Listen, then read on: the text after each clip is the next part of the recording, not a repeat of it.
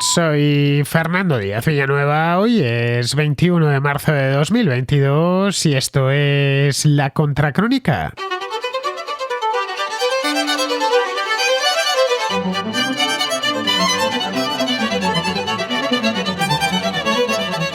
El Ministerio de Exteriores marroquí sorprendió a todos el viernes pasado cuando anunció que Pedro Sánchez había enviado una carta al rey Mohamed VI en la que reconocía su plan de autonomía para el Sáhara Occidental como el más serio, realista y creíble para resolver un contencioso que arrastra ya casi medio siglo de historia.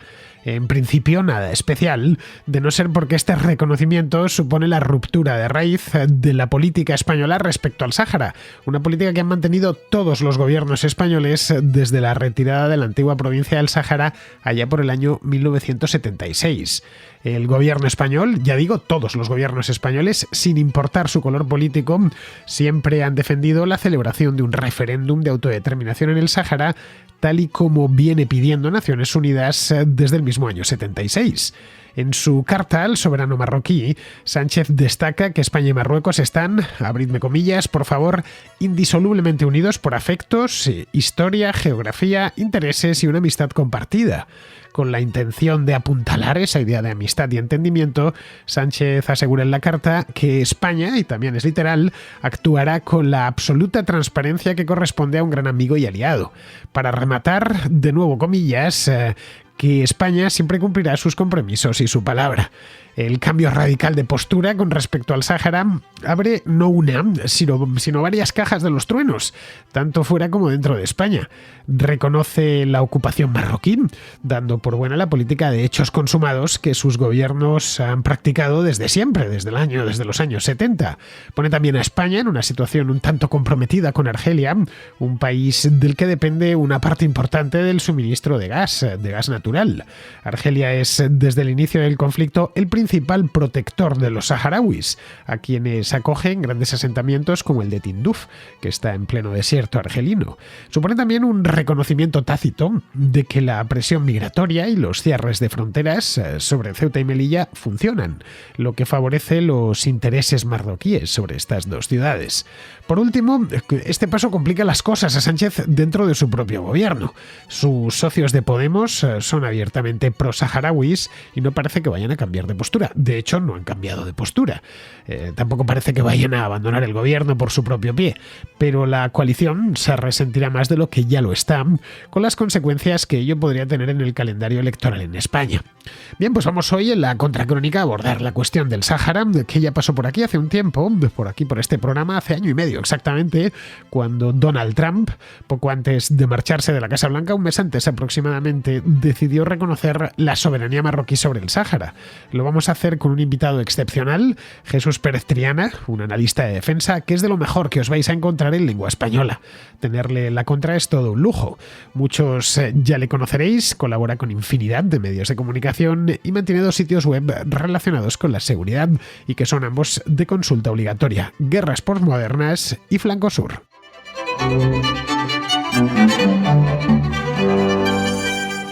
Como os decía hace un momento, tengo aquí a Jesús Pérez Triana. Ya le he echado unas cuantas flores, así que podría echarle unas cuantas más, pero creo que no va a hacer falta porque le vais a escuchar ahora y vais a ver todo lo que sabe este hombre.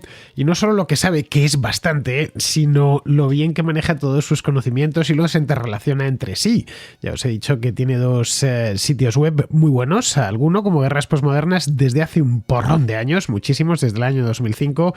No ha llovido ni nada desde entonces, porque es muy joven, porque nació en el año 75 y eso significa que cuando el Sáhara español dejó de serlo, en el 76 pues acababa de nacer, tenía apenas un añito, porque es desde entonces, desde 1976, es decir, hace casi 50 años, desde el momento en el que se arrastra este problema. Los más jóvenes os sorprenderá que un asunto internacional tenga nada menos que medio siglo de historia sin resolver, pero esta es la cruda realidad con el Sáhara. Lo vimos aquí hace año y medio, cuando estuve hablando más largo sobre el tema del Sáhara y de Donald Trump. En aquel momento fue un mes antes de que Donald Trump abandonase el poder. Se habló mucho de ese asunto, pero como era otra época, estábamos todavía con la pandemia a todas horas y además las elecciones de Estados Unidos nos estaban dando mucho que hablar, pues este asunto del Sáhara quedó ahí durmiente, como lleva un montón de tiempo, esa es la verdad, hasta que de pronto ha vuelto a renacer. Algo que los analistas ya temían, y entre otros entre quienes los temían estaba el propio Jesús. Así que voy a presentároslo. Muy buenas, Jesús, ¿cómo estás? Pues encantadísimo de estar contigo en la Contracrónica. Bueno, el placer es mío y me consta que va a ser de todos los contraescuchas tan pronto como te empiecen a escuchar, porque yo hasta ahora, la verdad, básicamente te he leído, y tanto en Twitter como por supuesto en tus artículos, en los que escribes en un montón de sitios, porque te has puesto de moda de un tiempo a esta parte, y es bueno que se ponga de moda la gente que sabe de lo que habla, que sabes que no es muy habitual, que sobre temas geoestratégicos en lengua española no somos muy afortunados y tenemos que ir siempre a buscar fuentes en prensa internacional y demás. Bien, he dicho ya que naciste en el 75 porque naciste en el 75 y en aquel año fue el último año de la provincia del Sáhara español. El año siguiente es cuando el último soldado español se retiró y empezó este conflicto. Un conflicto que podría estar terminando ahora, porque lo único que faltaba era que España decidiese mirar hacia otro lado. Bueno, lleva mirando hacia otro lado muchos años, pero que asumiese y reconociese la ocupación marroquí del Sáhara, y en vista de lo que pase con los saharauis, que por supuesto ellos no están por la labor. ¿Tú crees que realmente esto que ha hecho Pedro Sánchez de manera un tanto inesperada, porque no lo ha consultado ni con sus socios de gobierno, ni naturalmente con la oposición, crees que esto podría poner fin, como ha dicho Pedro Sánchez en esa carta a Mohamed VI, de una manera creíble y confiable y demás? ¿O es simplemente una chapuza de última hora, un volantazo con no se sabe qué intenciones? Vamos a ver, para empezar, a mí me preocupa que esto es un intercambio desigual. Aquí lo que estamos intercambiando es Marruecos consolida el dominio sobre un territorio y recibe a cambio de España recibe a cambio de Marruecos promesas de que va a ser un vecino menos incómodo. Entonces esto ya de entrada nos coloca en una situación extraña en la que ellos consolidarán, bueno, vamos a ver si efectivamente el apoyo de España, de Francia, de Alemania, de Estados Unidos a la vía al dominio marroquí sobre el Sáhara se consolida, porque tenemos por el otro lado a un actor que está frente Polisario, que rompió el alto el fuego en noviembre de 2020 y que es un conflicto de baja intensidad, y vamos a ver qué opinan ellos y qué actúan. Pero por lo tanto, entonces, para empezar este intercambio de es decir, lo que se ha negociado es que España apoya la soberanía marroquí sobre el Sáhara a cambio de una promesa de ser un vecino menos molesto. Esto genera problemas, porque lo que genera un problema a mí de pensar, bueno, van a cumplir su parte, porque es un intercambio desigual. Ellos se van a consolidar el dominio mientras nosotros recibimos promesas. Es una estrategia de apaciguamiento, y la experiencia histórica dice que las estrategias de apaciguamiento no suelen dar buenos resultados, a no ser que se entiendan como una forma de ganar tiempo. Entonces, hace poco el propio jefe del gobierno español decía que iba a aumentar el presupuesto de defensa. Yo digo, bueno, esto se va a ver acompañado de una posición más fuerte, más asertiva de España. Entonces no lo sé, es decir, vamos a ver cómo se desarrolla esto. Si nos han tomado el pelo, si nos han timado, nos han engañado, y dentro de unos meses vemos que Marruecos retoma su acción agresiva con España, o realmente este tiempo ganado va a servir para algo, porque es decir, yo creo que todavía es demasiado pronto para saber si esta negociación, este intercambio ha sido pues oro por espejitos. Tiene además esto una derivada que podríamos denominar energética, porque los principales protectores de los saharauis en los últimos 50 años han sido los argelinos. España tiene una buena relación con Argelia, una relación muy fructífera, al menos desde el punto de vista gasístico. Hay un gasoducto, el Mesgas, que va directamente desde las costas argelinas a las costas españolas en Almería, que es el único que está operativo ahora mismo, porque el otro, el Magreb Europa, lo cerró Argelia hace unos meses, en el mes de noviembre, si mal no recuerdo, y ahora mismo por ahí no discurre ni una brizna de gas. Así que esto puede tener una consecuencia indirecta, y es que Argelia castigue al gobierno español por llegar a un acuerdo con su eterno rival, con su más acérrimo enemigo, que es Marruecos. Mucha gente esto en España no lo sabe, no digamos ya en América, que marroquíes y argelinos, a pesar de parecerse tanto en todos los aspectos, hablan hasta la misma variedad de árabe magrebí, tienen una relación tormentosa, espantosa, desde la independencia de ambos países.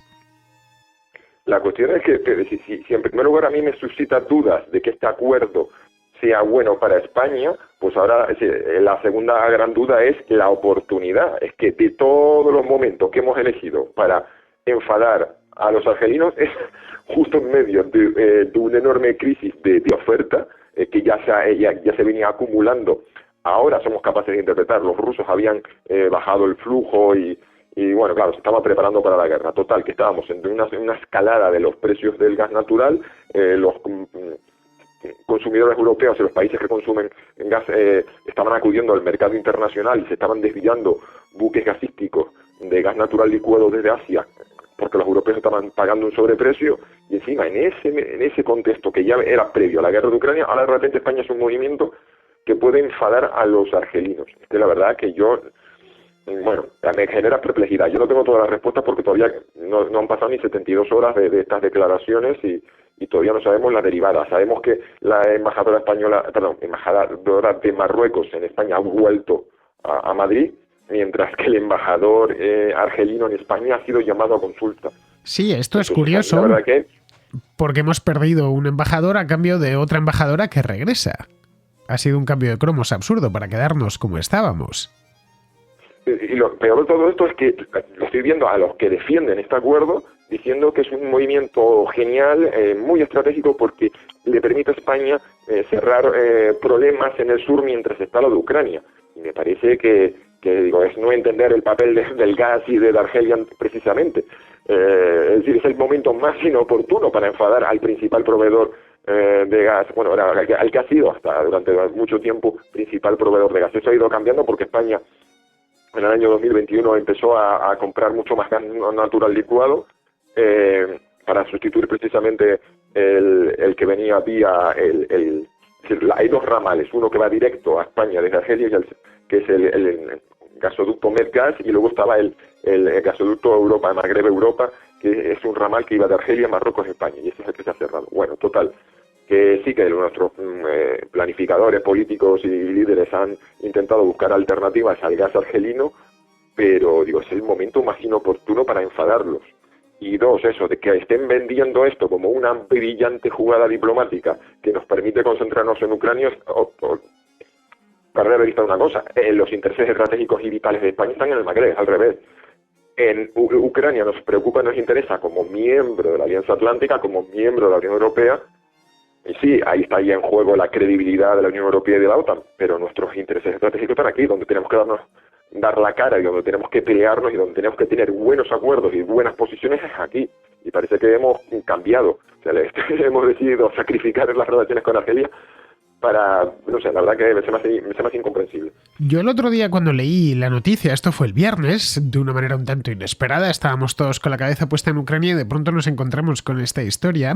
Al principio, durante los 2 primeros minutos, pensé que el gobierno Sánchez había llegado a un acuerdo con el Frente Polisario para que acabar con este asunto, es decir, que los polisarios también se avenían al tema este de la autonomía, es decir, que querían entrar en el nuevo juego político. Ya habrás leído que los marroquíes quieren abrir ahí un parlamento que tenga ciertas competencias esa región, algo parecido, salvando las distancias, a lo que es una comunidad autónoma en España. Bien, en principio eso hubiera sido una gran jugada.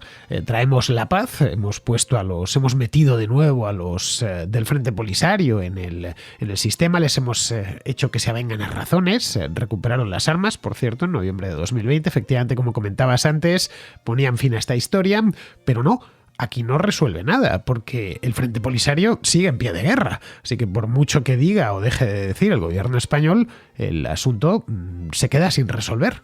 Lo único que haces es exponer y entregar tus cartas. En cierto modo es una rendición innecesaria, ¿no? Pues efectivamente, es decir, solo hay que ver cómo se lo han tomado en Marruecos para interpretar. Es decir, uno puede tener su opinión o interpretación de estos acontecimientos, pero viendo cómo la percepción que hay en Marruecos, y que esto es una rendición española. Es decir, a ver, para los que nos entiendan los oyentes, Marruecos ambiciona dos territorios españoles que están ubicados en el norte de África, en los enclaves de Ceuta y Melilla. La posición marroquí es que como esas ciudades están en África, pues son africanas, son por tanto de Marruecos. España defiende que la geografía, es decir, los límites fronterizos los marca la historia, no la geografía. Si nosotros hacemos ese criterio, pues empezaríamos a cambiar de fronteras y a mover países y territorios simplemente porque están en el lado equivocado de un estrecho, de un río o de unas montañas. Es absurdo. Bien, entonces Marruecos ha usado estrategias que lo que llamamos en la zona gris. Es un término que habla de todo aquello que está por debajo del umbral de la guerra y que suele ser usado habitualmente por potencias que quieren revisar el statu quo o lanzar o desafiar el statu quo, y eso lo podemos aplicar a China, a Rusia, a Irán, y esa zona gris en la que se ha movido siempre Marruecos. Es una zona gris que no es ni paz ni guerra, sino que es una situación de conflictividad. Y ellos han usado herramientas como los flujos ilegales de personas y de estupefacientes, de drogas, aunque solo sea no ya lanzándolos contra España, sino mirando, es decir, por inacción de sus fuerzas de seguridad. Aparte han sometido a una presión económica a esas dos ciudades que tenían un comercio muy fluido pues con Marruecos. O sea, hay toda una serie de medidas de presión. Y en mayo de 2021 las autoridades marroquíes hicieron pues una jugada que fue lanzar a mucha población civil. Algunos hablan de que por engaños les dijeron de...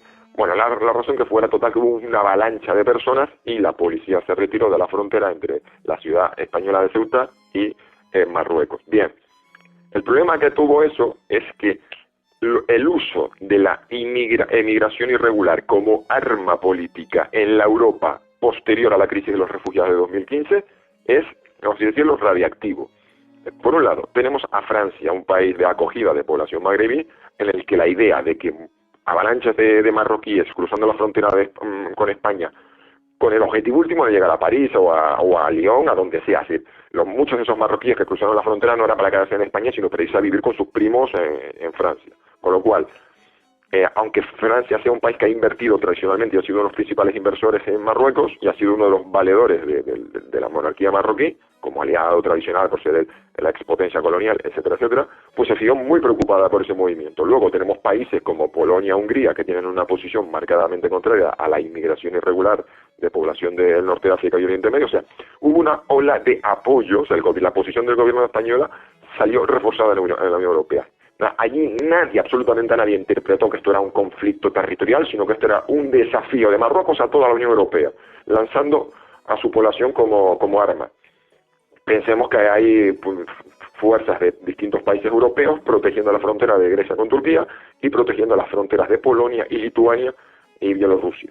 Es decir, estábamos en una situación en la que la acción de Marruecos había sido muy mal considerada por el resto de Europa. España tenía todo el apoyo de la Unión Europea. España es un país desarrollado, democrático, que es un inversor importante en Marruecos, es un país origen de turismo hacia Marruecos. Este es un país que además, es decir, que si uno mira su economía, las remesas de los inmigrantes que viven en España, el turismo que llega de España, el comercio con España, la inversión directa, o sea, había una asimetría aquí en la que podíamos pensar que España estaba en una posición de fuerza. Y nos levantamos un día y resulta que España cede.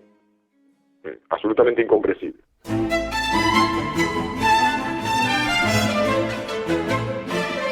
Hay otros dos elementos de fricción en la relación entre España y Marruecos aparte del Sáhara. Uno lo acabas de citar, que es Ceuta y Melilla, que este es muy antiguo, viene ya desde el nacimiento mismo del Marruecos moderno, en 1956, y el otro son las prospecciones en las aguas de Canarias, de las que se habló mucho hace un tiempo y que siempre de una manera u otra salen. El tema de las aguas territoriales, la zona económica exclusiva. Es decir, que Mohamed VI y su gobierno, en este caso, considerando que ya han tenido una victoria, pueden ir a por su siguiente objetivo. Es que hay una cosa muy curiosa, y es que el ministro de Cultura, Miquel Iceta, ha dicho este acuerdo ha sido beneficioso para España porque obtenemos de Marruecos la garantía de que no van a ir a por Canarias es decir, pongamos sobre la mesa, o sea, nosotros les estamos ofreciendo la soberanía o reforzando o legitimando su soberanía sobre un territorio y nosotros tenemos a cambio la promesa de que no nos van a acosar, incordiar, atacar, amenazar y hacer la vida imposible. Es como no estamos poniendo sobre la mesa dos cosas que sean equiparables de la misma naturaleza. Y para colmo, hemos creado un incentivo muy poderoso. Les hemos demostrado que esa presión sobre Ceuta y Melilla les ha dado una victoria diplomática. Yo puedo pensar que de aquí a unos meses buscarán una excusa para decir que España ha sido tibia o que ese apoyo ha sido insuficiente o lo que sea para romper el espíritu del acuerdo y vernos con otro conflicto. Además, y no olvidemos que que era primer ministro marroquí, a ver si lo estoy diciendo bien, no me estoy equivocando, de miembro del gobierno, que dijo que cuando Marruecos cierre el expediente del Sáhara, el siguiente objetivo es Ceuta y Melilla. O sea, tenemos un país que tiene un espíritu, una ambición de irredentismo, de liberar, lo que ellos consideran liberar toda una serie de territorios que consideran que son parte del Marruecos histórico. Ellos aluden a un periodo muy concreto de la historia de ya entre el siglo X y XI, en el que Marruecos llegaba hasta Mali, y en el caso de Canarias ya no se trata, bueno, yo soy de allí, no es tanto de que ellos tengan algún tipo de ambición territorial sobre el archipiélago, sino las aguas. Entonces, este acuerdo, que a mí me parece un mal acuerdo, un acuerdo encima inoportuno, se puede convertir en un incentivo para que a unos meses, a unos años, Marruecos retome su acción agresiva hacia España, viendo que cuando presionan consiguen sus objetivos. Yo de cualquier manera aquí veo, en el caso del Sáhara, llevan 50 años, ellos entraron en los años 70, han ido repoblando toda aquella región, incluso ciudades que eran pequeñas en tiempos de la provincia española, como la capital, como el Aaiún, u otras como Esmara, por ejemplo, que hoy son ciudades mucho más grandes porque han llevado muchísima población marroquí. Es decir, que si se celebrase un referéndum, probablemente los marroquíes lo ganarían. Es muy posible porque hay marroquíes viviendo allí desde hace casi 50 años. Pero en el caso de Ceuta y Melilla, al margen de cuestiones históricas, que históricamente tanto Ceuta como Melilla fue fundada por un español, Pedro de Estopiñán, y el caso de Ceuta fue conquistada por los portugueses en el año 1415 y luego posteriormente en 1640 no se fue con el resto de la corona portuguesa, sino que por deseo expreso de los ceutíes se quedó con la corona española en el año, 1640. Estamos hablando de muchísimos siglos y en el de Ceuta todavía más porque Estopiñán llegó a Melilla en el año 1497. Pero aquí no estamos hablando de historia, sino de presente. En el presente, tanto Ceuta como Melilla son dos ciudades españolas, no porque lo diga la ley, que además lo dice la ley, sino porque lo dicen los propios habitantes. Yo no creo que ceutíes y melillenses quieran ser marroquíes. Y eso es un problema, que los va a obligar, los va a deportar, los va a tirar al mar, qué sé yo. Es decir, que probablemente sus deseos sean muy superiores a sus posibilidades en el caso de Ceuta y Melilla. Bueno, es que aunque solo sea por unos criterios profundamente egoístas, la población de Ceuta y Melilla disfrutan de un régimen de libertades, de democracia y de bienestar que es inimaginable ahora mismo para la población marroquí. Es más, precisamente la deriva cada vez más autoritaria, más restrictiva en libertades y derechos en Marruecos, un país que ha sufrido una reislamización, la verdad que pone a la situación, es que es inimaginable pensar que para los saharauis la propuesta de autonomía sea atractiva. En este caso, entonces, es decir, la voluntad de los ceutíes y los melillenses es ser españoles. El problema que yo veo aquí es que son dos poblaciones que si uno suma la población yo creo que, a ver si no lo digo mal, andan entre los 60 y 70 mil habitantes, cada una de estas ciudades, si suman, son en el peso político, digamos, demográfico, electoral en español es muy débil. Es decir, la postura, el de los deseos de esta población, la capacidad que tienen los representantes políticos de estas dos poblaciones en los ámbitos parlamentarios españoles es muy débil frente a lo que hemos ya visto aquí en España, que otras regiones que son capaces de generar muchos más problemas y sus necesidades son más escuchadas. Entonces da la sensación de que el gobierno está dispuesto a sacrificar el futuro de estas dos ciudades porque realmente no se juegan electoralmente nada en esto. Y esto hoy hablaba con una periodista de Melilla y me preguntaba que qué podían hacer ellos. Yo digo, pues es que al final va a ser, aquí habrá que hacer una alianza de todos los territorios extrapeninsulares, Baleares, el tradicional eje estratégico Baleares, Estrecho Canarias, para que nos escuchen en Madrid y que el español peninsular entienda lo que se está jugando en los territorios extrapeninsulares. Que si uno mira, por ejemplo, a la planificación de las Fuerzas Armadas Españolas, pues está muy abandonado. y da la sensación de que no se toma en serio. Y eso es por eso una de las cosas cuando yo me expresaba el pasado sábado en un hilo de tweet, yo decía, da la sensación, si uno mira las medidas que toman nuestros políticos, si uno deduce de esas acciones que tienen en la cabeza, da la sensación de que están muy dispuestos a sacrificar estas dos ciudades por el entendimiento con Marruecos. En aras de conseguir, bueno, no se sabe muy bien, porque al final siempre estamos negociando el no ser agredidos, el no ser incordiados, acosados y molestados por Marruecos. Es que nunca estamos hablando de conseguir nada en positivo, sino frenar el acoso marroquí contra estas dos ciudades y aparte contra el sur de España en la forma de inmigración irregular y narcotráfico. Bueno, te digo los habitantes que tiene porque lo acabo de mirar mientras me comentabas esto, que no lo sabía, ciencia cierta. En el año 2020 Ceuta tenía un total de 84.202 habitantes censados y Melilla un poquito más, pero no mucho más, 87.000 tiene, 87.000 vale, casi cuadrados. Entonces son 160, vale. Sí.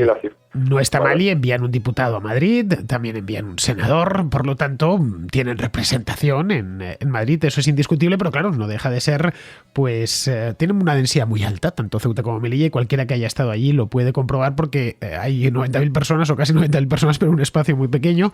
Y una de las cosas llamativas, yo entiendo que has estado por allí, Jesús, es cuando uno pasa a Marruecos, el enorme salto de renta que ve. Es de hecho mayor que cuando uno cruza de Estados Unidos a México. Es un salto de renta bestial, pasar de Melilla o pasar de Ceuta a los pueblos y aldeas que hay al otro lado, en Marruecos. Esto ayuda a explicar por qué la mayor parte, por no decir la práctica totalidad de los ceutíes y de los melillenses quieren seguir siendo españoles. Bien, aquí tendría que forzar la mano de los habitantes del lugar, ya sea manu militari o directamente expulsarlos del lugar. No lo sé, yo no termino de ver. El caso del Sáhara lo tiene fácil, ya lo tiene ocupado desde hace 50 años. Puede terminar imponiéndose en el caso de las aguas de Canarias.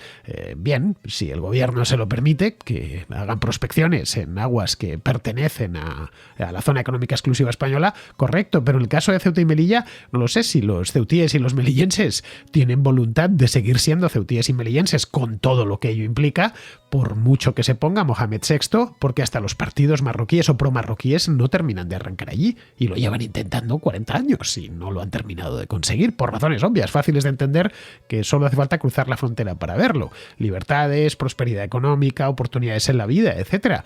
Hay una cosa que solemos ignorar de Marruecos y en general del norte de África, y es que son países incapaces de dar perspectivas a su propia población. Esa es la razón por la cual terminan emigrando a países europeos, con predilección por Francia, pero no solo Francia. Bien, quizá precisamente por esto mantienen esta política exterior tan agresiva. Bueno, la verdad que es que Marruecos, yo recuerdo el año 2019 que había una publicación online, Media Eastful Eye, había hecho una recopilación de los cánticos de los aficionados marroquíes que cantaban, tenían unas canciones pues bastante animadas y todas giraban en torno a la misma idea. El sistema es súper corrupto, los servicios básicos, sanidad y educación son muy malos, las autoridades se dedican a malgastar los recursos del país o hacen negocios con multinacionales extranjeras. El único futuro que nos queda es la patera, el buque, la embarcación precaria. Tú sabes que llevo a Marruecos en mi corazón, y ellos siempre hacían como mucha gala de mucho patriotismo. Sabes que llevo a Marruecos en el corazón, mamá, pero cuando me veas abandonar el país en una patera, en una embarcación, o sea, la sensación de que Marruecos tiene profundos problemas estructurales. Hace poco estaba sufriendo unas sequías terribles que había llevado al gobierno a tener que hacer unas ayudas especiales para las zonas rurales, y mientras tanto el país está lanzado a una carrera armamentística con Argelia, con el objetivo declarado de convertirse en la potencia militar hegemónica del Magreb, que no concuerda. Es decir, no hay una coherencia entre un país subdesarrollado con unos problemas estructurales serios, con una población que aspira a emigrar, con ese gasto en defensa, y que evidentemente solo se mantiene a través pues del autoritarismo, la represión y el recorte, porque recuerdo por ejemplo el libro de Javier Otazu, que fue corresponsal de la agencia EFE en Marruecos, que tiene ya 2 libros, El extraño vecino y Los 3 jaques del rey de Marruecos. O sea, tiene 2 libros publicados en los últimos años sobre Marruecos, y él lo que percibió allí era un empeoramiento de las situaciones, del limitado marco de derechos y libertades que había en ese país.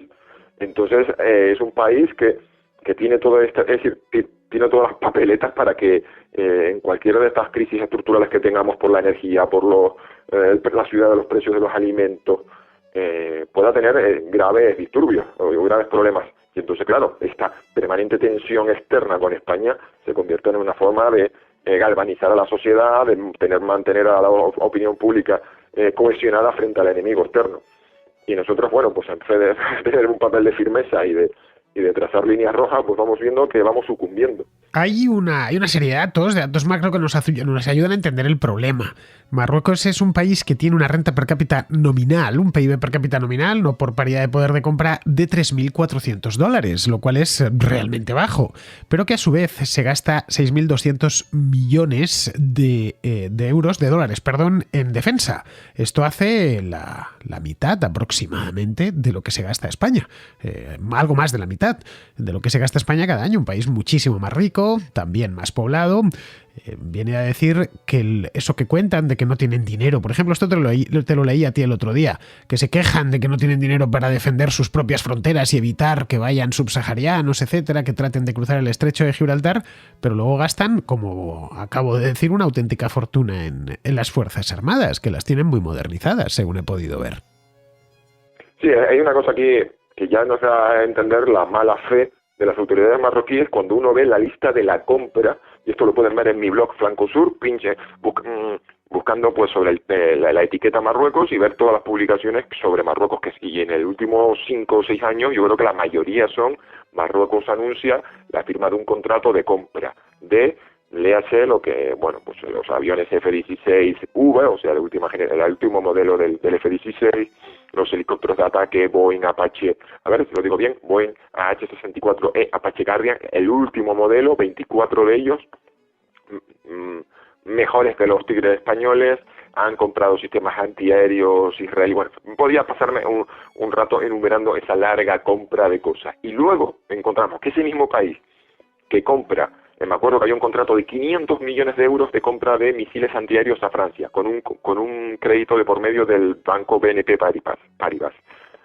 Luego pone la mano y solicita ayuda a la Unión Europea para comprar radios, gafas de visión nocturna y todoterrenos con los que dotar a las fuerzas policiales y vigilar la costa. Y hay una cosa que no entiendo, es como donaciones de material, que por cierto, se dice que son España, pero no es España, es un fondo europeo de ayuda a Marruecos que es gestionado por España a la hora de hacer las compras, es decir, los vehículos son comprados, el dinero lo pone la Unión Europea, pero lo gestiona España pone parte de ese dinero, compra los todoterrenos y se mandan para allá, pues, Nissan Patrol, que son muchísimo mejores que los Dacia Duster que había comprado España para su propia Guardia Civil.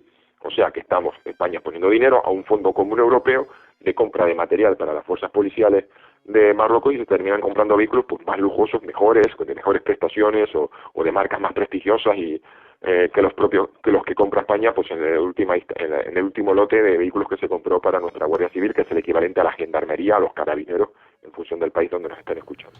Y todo esto, mientras ellos están comprando armas muy sofisticadas, veo en tu página web, en Flancosur, en una de ellas, flancosur.com, por si queréis ir a verla personalmente, es en una nota que tienes aquí exactamente publicada pues a finales del año pasado, en noviembre de 2021, que estaban comprando drones turcos muy célebres de un tiempo a esta parte, de un mes a esta parte, porque son los mismos que utilizan los ucranianos contra los rusos, son los Bayraktar TV2, que los compraron hace apenas unos meses.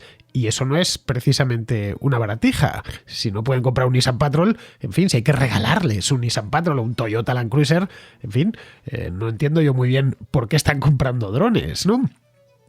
Bueno, entonces la sensación que tenemos es que están jugando siempre a hacer un chantaje, casi es este chantaje, ellos siempre se lamentan, es que el flujo de droga no lo puedo controlar, mis fronteras son muy grandes, muy amplias, mi fachada atlántica, todo lo que es la costa del Rif es muy grande, yo no tengo suficientes fuerzas, están las fuerzas auxiliares, la Gendarmería Nacional Real, entonces necesito ayuda.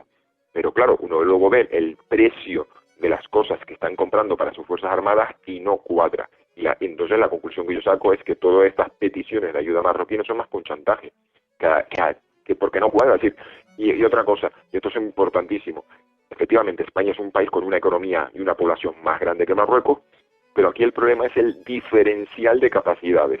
Ese diferencial se ha ido acortando. en el año 2000, 2001, si recordamos el famoso el conflicto, bueno, aquí en España fue famoso, al otro lado del charco no lo recordarán, pues un islote minúsculo y deshabitado, se llama Perejil, el islote de Perejil, en el año 2002. España usó la fuerza para recuperar ese islote. Era un islote de soberanía española, pero que realmente allí pues no estaba deshabitado y muy cerquita de la costa de Marruecos, y allí nunca había, de vez en cuando pasaba pues alguna unidad policial en una embarcación ligera porque se usaba para el contrabando, el narcotráfico, pero ya está. Los marroquíes plantaron la bandera allí y fueron expulsados en una operación militar. En aquel entonces yo recuerdo que la Armada Española tenía 17 buques de combate, 6 fragatas de la clase Extremadura, clase Extremadura, sí, o Balear, bueno, las FT-70, para no liarme, de un desarrollo de la clase Nox americana. Luego estaban las 6 fragatas F-80 de la serie de clase Santa María, y luego estaban las 6 corbetas. 6. Estoy diciéndolo mal de memoria, pero bueno, eran 17, era una suma de fragatas y corbetas que daban un total de 17. Marruecos tenía un buque de combate. 17-1. Vamos al año 2022 y ese diferencial, después de aquello, Marruecos ha ido comprando 2 fragatas clase Floreal, 3 fragatas clase Sigma, una fragata clase Fren. Empiezas a sumar y España dio de bajas las corbetas, les quitó armamento, las reconvirtió en patrulleros y nos hemos quedado con 11 fragatas, de las cuales las 6 más antiguas pues ya están al final de su vida, se han desmantelado equipos. Entonces yo podría pensar, esta reducción de diferencia, de antes de 17-1, y ahora hemos pasado a 11, pues déjame hacer cálculo, 3, 6, 7, sí, de 11-7, hemos pasado de 17-1 a 11-7. ¿Tiene algún tipo de correlación con el hecho de que Marruecos sea mucho más asertivo? Y lo hemos viendo también en el caso de Argelia, un país que también tenía a principios del siglo solamente 3 fragatas ligeras, muchísimo más pequeñas que las españolas, y que han ido pues anunciando su ambición sobre trazar una zona económica exclusiva, que es aquella que empieza donde acaban las 12 millas náuticas de aguas soberanas y empiezan a unas aguas sobre las que se ejerce un derecho preferencial de explotación de recursos naturales. Y en el caso de Argelia, sin olvidarnos también que ellos trazaron una zona económica exclusiva, que en su publicación oficial, el equivalente a ese sería el boletín oficial del Estado español, pues trazaban las coordenadas y si uno las miraba en un mapa le salía que esa zona económica exclusiva argelina se solapaba con lo que era en el caso de las Islas Baleares un parque natural marítimo. Es decir, una zona donde en España, pues la explotación pesquera está limitada por cuestión de protección medioambiental y los argelinos habían trazado una línea en el mapa diciendo esto es nuestro y ahí nosotros vamos a explotar los recursos naturales. La pregunta es, ¿esto hubiese sido imaginable hace 20 años cuando España tenía una enorme diferencial, un enorme potencial militar respecto a estos países? No quiere decir que estos países nos hayan superado en su particular carga de armamento, pero sí se ha ido reduciendo la brecha. Y sí hay capacidades básicas o ya fundamentales en estas alturas del siglo, como ha bien apuntado en el caso de los drones Bayraktar TB2, que los hemos visto en uso por parte de Turquía en Libia, Siria e Irak, y los hemos visto en uso por parte de los azeríes en el Alto Karabaj y por parte de los ucranianos en su país. Y hay otra serie ¿cómo diríamos?, de armamentos que son innovadores, que son ya parte de la nueva generación de armas que estamos viendo, como el caso de los drones kamikazes, en los que Marruecos ha expresado su interés de comprarlos a Israel y España pues todavía está ahí a medio camino de dar el salto tecnológico. Porque encima de España le pasa una cosa, y es que no solamente se recortó su gasto de defensa por la crisis financiera del 2008, sino que ahora le toca una doble misión complicada. Una es renovar equipos y otra es prepararse para el salto tecnológico de todas las formas nuevas de hacer la guerra. No solamente es sustituir lo viejo por lo nuevo, sino que ahora la guerra pues incluye toda una serie de facetas que antes, pues no, que hace 30, 40, 50 años, pues no estaban. Nadie hace 40, 50 años estaba gastando cantidades importantes en ciberdefensa o drones. Entonces, tener unas fuerzas armadas capaces, eficaces en el año 2022 es mucho más caro que hace 50 años. Entonces, la curva de Marruecos es ascendente, la española es descendente, y eso supone una pérdida de disuasión. Es decir, en los planificadores españoles se dan cuenta de que un encontronazo bélico con Marruecos ya sería muchísimo más costoso y doloroso para España que lo que fue hace 30 o 40 años. Y los marroquíes lo saben y por eso son muchísimo más agresivos.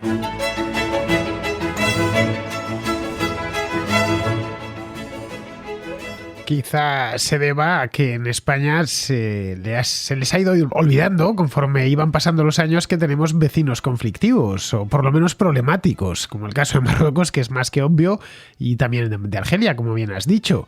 Es decir, que Marruecos tiene todas las papeletas para terminar saliéndose con la suya. Lo que ha hecho Pedro Sánchez, por lo tanto, volviendo al inicio, sería reconocer un hecho y no presentar ningún tipo de batalla. Decir, bien, te doy la razón, lo que tú quieras, ¿qué quieres? ¿Que convertir esto en una autonomía? Adelante, en mí no vas a encontrar ningún problema. Pero claro, deja a los saharauis de un lado, y si alguien ha recibido, de algún lado, por lo menos en Europa, han recibido apoyo los saharauis, lo han recibido de Argelia, por supuesto, ha sido de España. Yo creo que todos los españoles conocemos el problema, hemos conocido un montón de saharauis en nuestra vida normal, los saharauis hablan castellano, el que más y el que menos los ha visto de niños que vienen aquí a campamentos y demás, y esto supone abandonarles por completo. Y ha creado esto problemas dentro de la propia coalición gubernamental, porque Podemos no quiere cambiar de posición, ya lo ha dicho. Esto podría tener unas consecuencias políticas directas dentro de España, quiero decir.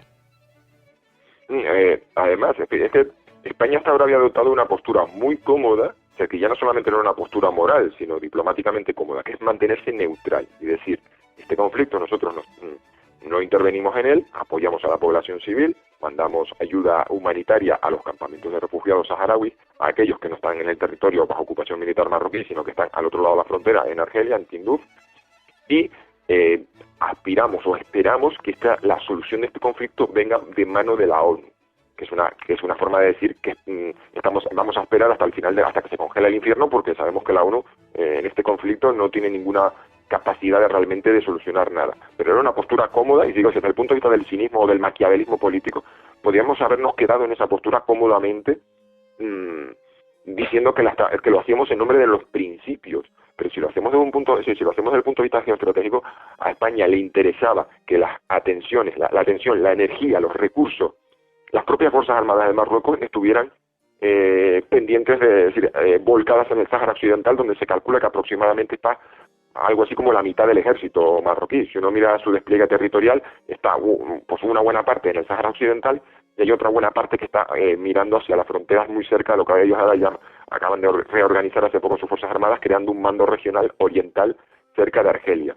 Entonces, si este conflicto se acabara, si esta disputa se solucionara, pues entonces las energías, el tiempo, la atención, las Fuerzas Armadas de Marruecos pasarían de estar volcadas en esa frontera sur a otros. Y bueno, ya lo han dicho ellos, que cuando se cierre el expediente del Sáhara, el siguiente que van a abrir es el de Ceuta y Melilla. Entonces, me parece que incluso digo que la postura que teníamos en España no solamente era, pues, por así decirlo, ética o moralmente superior, decir nosotros somos neutrales, que venga la ONU y lo solucione, sino que desde un punto de vista geopolítico, geoestratégico, nos convenía. Y entonces lo que la última decisión es este cambio de postura, pues es problemático en todos los aspectos, el moral y ético-moral, de los ideal romántico, de dejar tirados a los marroquíes, a los saharauis, de dejarlos traicionados, y dos, esto va a tener consecuencias. Nos quieren hacer, nos han vendido de que esto va a ser una solución que abre una nueva temporada, una nueva era de relaciones con Marruecos, esto pone fin a las ambiciones de Marruecos sobre territorio y aguas españolas, pero yo tengo serias dudas. A lo mejor tendremos que hablar en la contracrónica de aquí a unos meses o un año y hacer una evaluación de lo que ha pasado, porque yo tengo la sensación de que les estamos proporcionando un incentivo para repetir una nueva ronda de presiones económicas, de flujos irregulares, y entonces obtener otra ronda de concesiones españolas. A mí me da la impresión que a lo largo de esta década se va a hablar mucho de Marruecos, un problema que se había mantenido durmiente durante mucho tiempo, pero que, como bien decías, el Marruecos de hoy no es el de los años 70. Simplemente la población ha crecido mucho, es ya casi un país de 40 millones de habitantes, con un montón de disfunciones internas, y la tentación para los gobiernos marroquíes de volcar en el exterior las frustraciones del interior es muy poderosa. Esa frustración, en fin, lo estamos viendo ahora mismo en la propia Rusia, ¿no?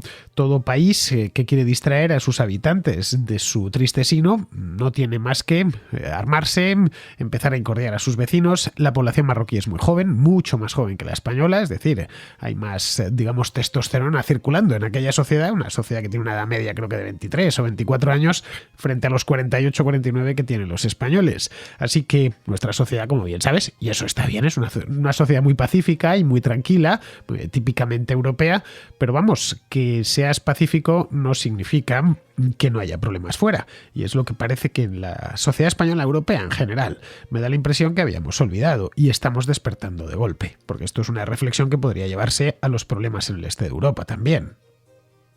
Sí, mira, hay una organización que hace estudios demoscópicos, se llama Pew International, PEW, que hace periódicamente encuestas.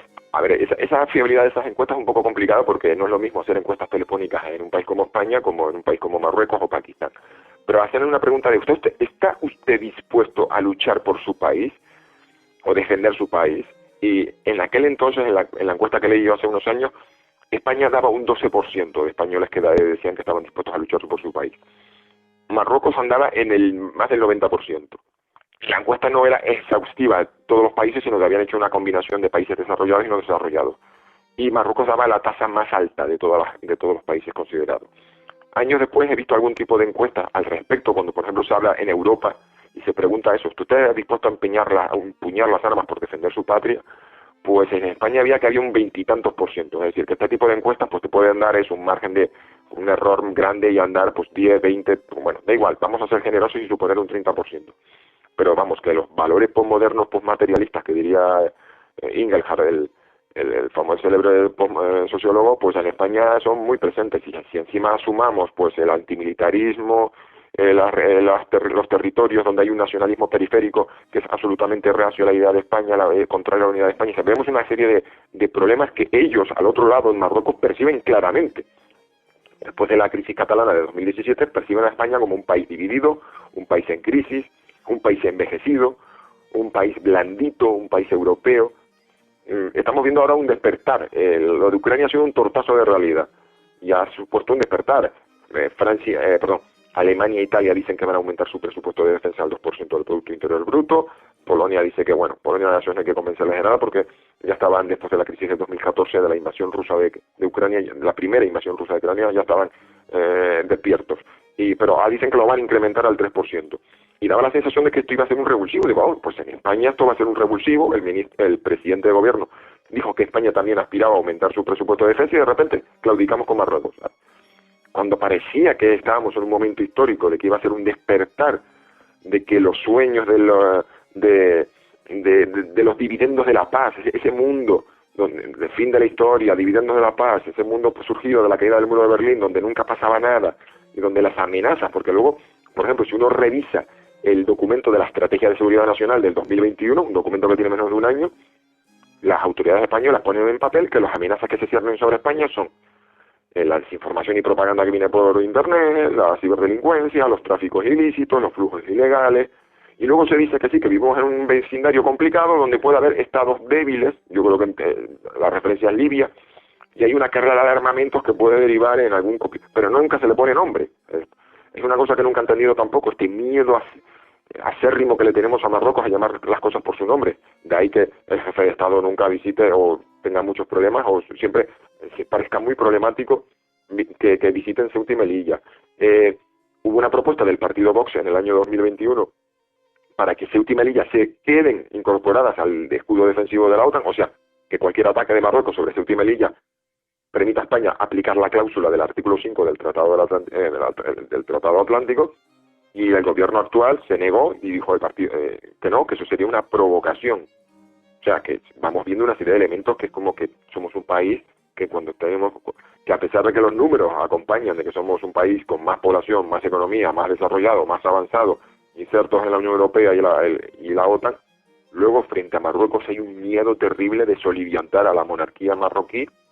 Y hay toda una serie de cosas que demuestran una enorme debilidad. Y yo creo que eso se percibe. La autocomplacencia. Sí, lo que hay básicamente en Europa y en España en concreto es autocomplacencia. Creo que no hemos terminado de entender, y ya va siendo hora de que lo entendamos, de que los ejércitos no están para hacer la guerra, sino para evitar que te la hagan. no hay más, son puramente disuasorios. Cuando se arguye, ¿no? Hay que bajar el presupuesto en defensa. Bien, eso estás enviando una señal de debilidad y estás rebajando esa disuasión. Pero, como bien sabes, en España hablar de gasto militar es algo que está proscrito desde hace, tantas décadas que yo no me acuerdo de cuando no se criticaba este tipo de cosas. He vivido siempre en y tú también, porque tenemos la misma edad, vamos. Supongo que desde que eras un niño, ¿no? Oías aquello de OTAN no, y hay que bases fuera, y no hay que gastarse ni un euro en balas y en fusiles. Bueno, necesitas gastártelo, al menos para que quien quiere complicarte la vida se lo piense 2 veces. Y esto es lo que se ha dejado, no solo en España, ¿eh? España es un caso, porque están donde están, en el cuadrante sudoccidental de Europa, pero si vamos a Italia nos encontramos un tema parecido, muy similar, casi en Alemania, en fin, con lo que Alemania fue en el pasado, ¿no? Y están viendo a ver si gastar un poquito más en defensa, porque están viendo que hay amenazas reales y que vivíamos todos en esa autocomplacencia. En fin, pues nada, nos hemos comido el programa al final, de hecho lo hemos hecho más largo de lo habitual. Jesús, espero que vuelvas por aquí, eso sí, la próxima vez en persona. Pues estupendo, estaré encantado. Y me temo que la guerra de Ucrania solamente abre la puerta a un nuevo mundo mucho más inestable, donde el tabú de la guerra convencional se ha roto y donde precisamente, como en el caso de Marruecos con España, el resto del mundo está muy pendiente de lo que consideran que ha sido la debilidad, un gesto de debilidad. Es decir, han visto la fuerza de Rusia y ven que es simplemente un episodio más de la decadencia de Occidente. Por eso no estamos jugando tanto en esa guerra, y por eso, si hay alguien que interpreta o se saca la conclusión de que se va a salir con la suya usando la violencia, pues lo hará. Lo va a hacer.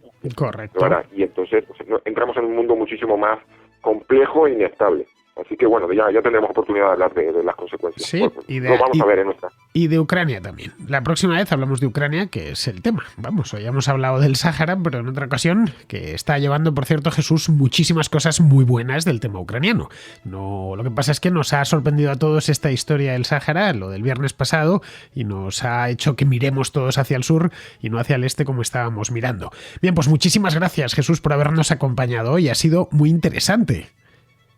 Pues encantadísimo, y hasta la próxima. Bien, pues nosotros entre tanto nos vamos con Pizarro, y Pizarro nos va a hablar del salto al pasado. Iba a decir que ha dado, no, que está dando Rusia en estos momentos. La guerra en Ucrania ha traído a la memoria fantasmas del pasado como el totalitarismo soviético, la Guerra Fría o la amenaza de una hecatombe nuclear.